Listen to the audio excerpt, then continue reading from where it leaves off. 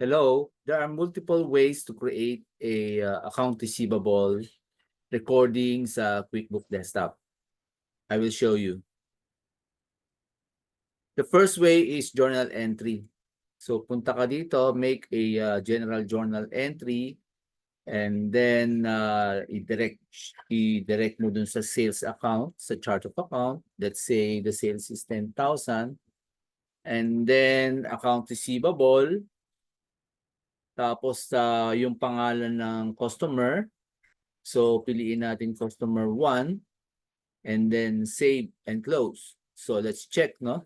Sa customer listing may AR tayong 10,000.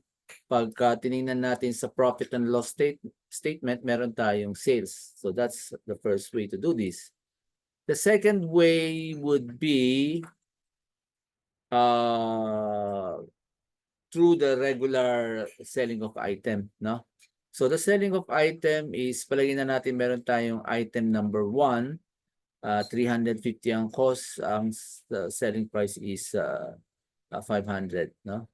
So ang gawin natin, we need to create sales invoice, okay? So piliin natin ang customer 2 and then item 1, sabi niya magne-negative quantity, it's okay. So palagay na natin 100. So meron tayong 50,000. Let's check, no? So AR is 50,000 sa customer 2. Pag chinek mo ang profit and loss statement, ayan, 60 na siya. Pag double click mo, kasi kanina may 10, tapos ngayon may 50. Lastly would be, ganitong gagawin mo. Mag-create ka ng other charges. Other charges, no? Ito yan. Pangalanan mong sales, whatever name you like. Tapos ang account, i-direct mo siya dun sa sales account. And then save. So pwede kang gumawa ng sales invoice. Sample na natin sa customer number 3. And then tawagin natin yung name nung other charges na yon, sales. Tapos ilagay mo dito yung amount ng sales, let's say 15,000. Check natin. So, meron kang 15,000 sa customer 3.